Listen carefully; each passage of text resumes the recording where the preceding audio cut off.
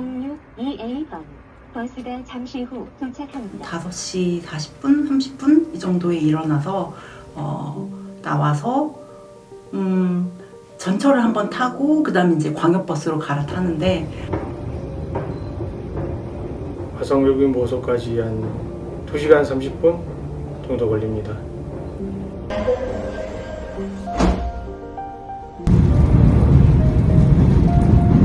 버스와 지하철 안에서 면회 노트를 수첩을 이렇게 다시 펴보고 2주 전에 우리가 무슨 얘기를 했지? 이런 것들 좀 떠올려 보면서 그러면서 화성까지 가는 것 같습니다.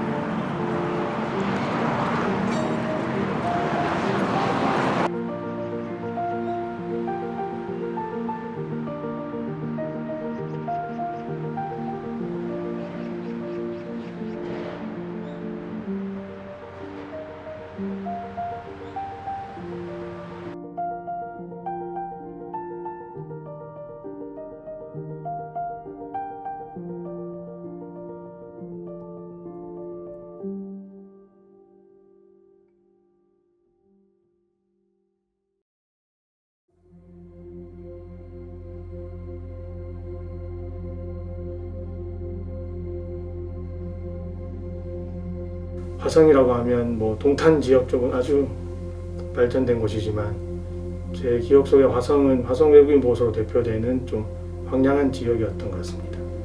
이주민들 입장에서는 이 화성이라는 곳이 굉장히 낯설고 태어나서 처음 와본 곳인데 마치 그분들에게는 정말로 우주에 있는 행성처럼 이렇게 절망적으로 갇혀있는 저 멀리 떨어져 있는 곳으로 아마 생각되려고 그런 마음이 들어서 저도 항상 보호소를 갈 때마다 안타까운 마음, 멀리 떠나는 기분으로 보호소를 찾아가게 됩니다.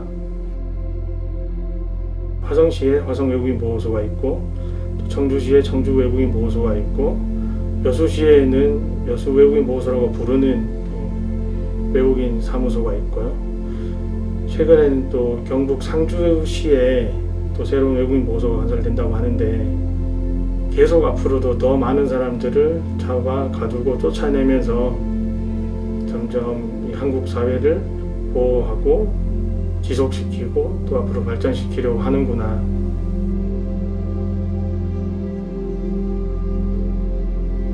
한국에 오기 전에는 뭐 음악도 듣고 또 직장도 있고 또 연애도 하고 뭐 결혼도 한 분들도 있었고 또 취향 좋아하는 취향의 향수도 있고 그런 여러 사람들의 외국인이었는데 단순히 그 비자 체계 내에서 허가받지 않는 국경을 넘었다는 이유로 이렇게 가둬두는 이런 게 사실은 너무나 이상했고 그 삶의 모든 순간들이 결국에는 다 부정당하거나 모두 불법으로 치부가 되면서 없었던 것처럼 혹은 없어야 하는 것들처럼 이야기되는 것 그 자체에 분노를 느끼게 되는 것 같아요.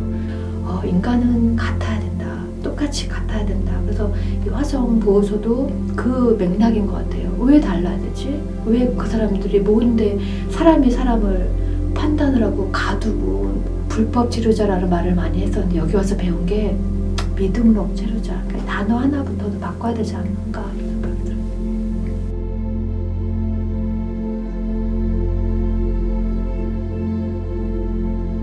그 보호라는 게 뭔가 보살펴서 그러니까 살펴가고 보호한다라는 의미로 읽히기 때문에 사람들은 대부분 뭐 쉼터랑 비슷한가? 뭐 이런 생각도 하더라고요.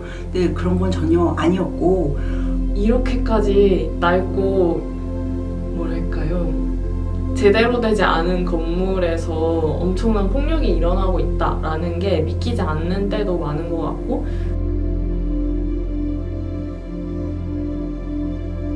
교도소에 있다고 하는 그런 철창 같은 것들이 설치되어 있고 면회실에도 철창 그리고 아주 두꺼운 아크릴판으로 막혀져 있었고 여러모로 화성 외국인 보호소라는 첫 인상이 아, 정말 이곳은 교도소 같다.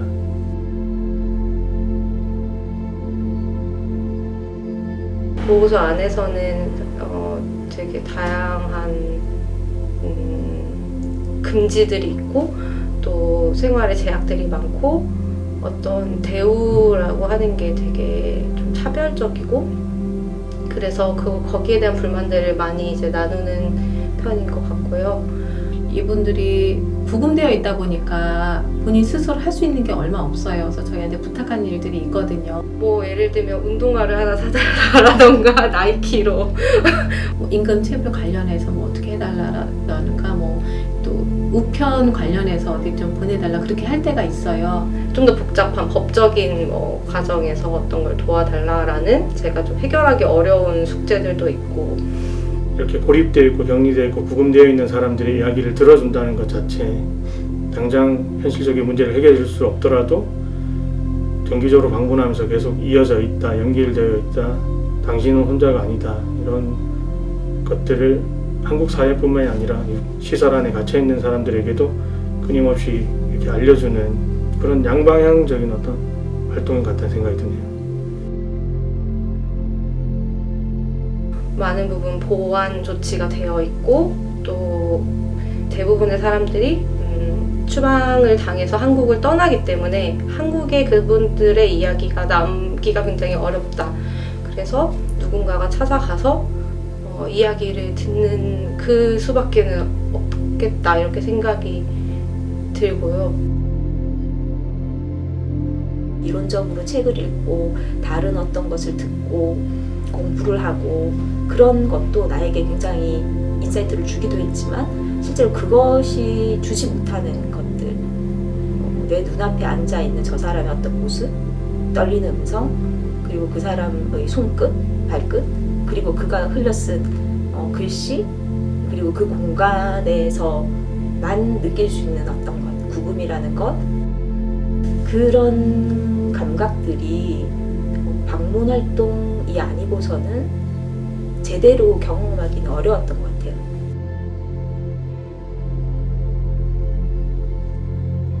특히나 이 보호소가 국민의 안전, 시민의 안전을 위해서 이 사람들을 단속하고 구금하고 추방해야 한다라는 이 규범 속에서 움직이고 있는 공간이다 보니까 그 국민, 그 시민, 그게 나다라는 마음으로 오히려 반기를 들고 시민의 자리에서 이 활동을 하고 있습니다. 어떻게 하면 내가 가진 자리와 힘을 좀 내려놓고 이분들을 만날 수 있지? 우리가 인간으로서의 공통점으로 더 내려갈수록 우리가 얘기할 수 있는 것들이 더 풍성해지지 않을까? 그런 시선을 좀 더 갖게 되는 것 같아요.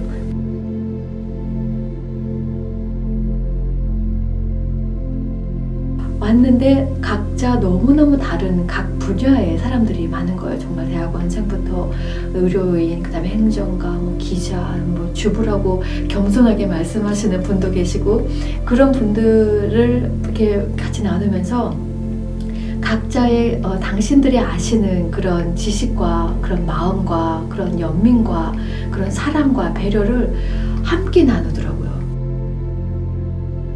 끝나면 또 맛집이 있어요.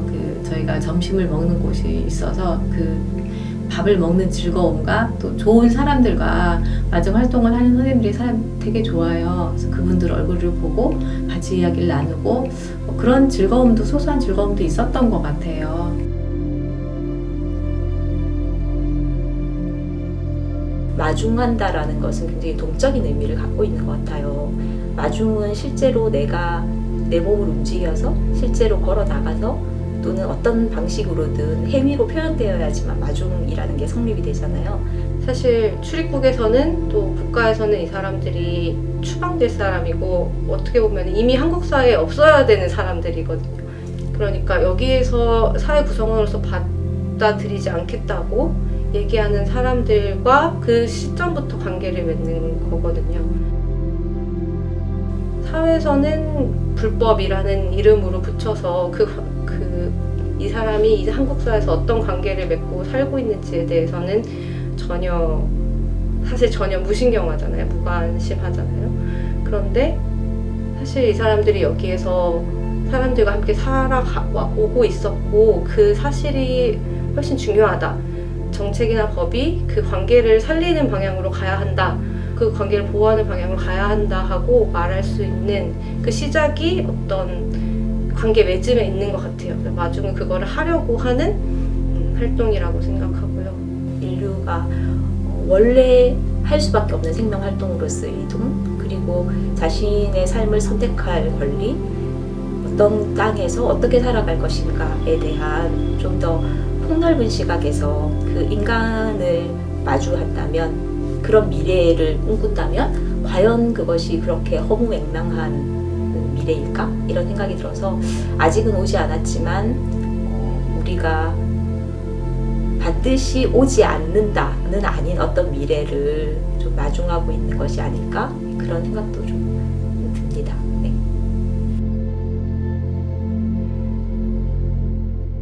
그러면 보호소가 아니라 뭐라고 불러야 가장 정확한 이름일까요? 보호소, 한국도 마찬가지고요. 보호소라고 이름은 지었지만 영어로는 프로텍션이 아닌 디텐션이라고 부르거든요. 그래서 이미그레이션 디텐션 센터라고 하는데 사실 폐지되어야 하니까 이름을 새로 부여할 필요는 없다. 그렇게 생각합니다.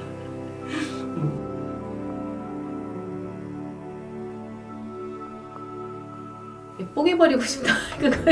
도끼가 있으면 담장을 허물어 버리고 싶고 쇠창살도 다 제거해버리고 싶고 그런 순간들이 면회할 때마다 순간순간 들을 때가 많거든요.